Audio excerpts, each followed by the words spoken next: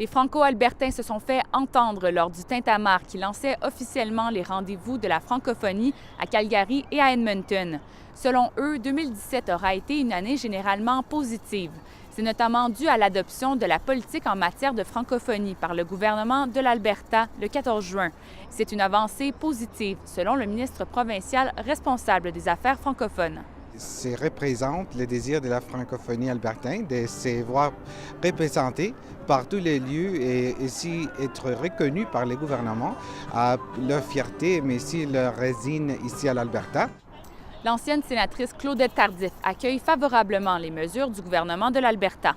Il y a toute une mise en œuvre qui reste à faire. Alors là, on a annoncé la politique, c'était reçu, c'était de bonnes nouvelles, mais là, qu'est-ce que ça va changer dans le pratico? Alors, qu'est-ce qu'au niveau de la santé, au niveau de la justice, est-ce qu'on peut réellement voir des progrès et des changements?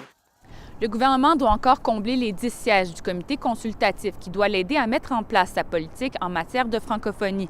Mais il y a encore beaucoup d'étapes à franchir avant de voir s'améliorer les services en français, selon la présidente de l'Association canadienne-française de l'Alberta régionale de Calgary.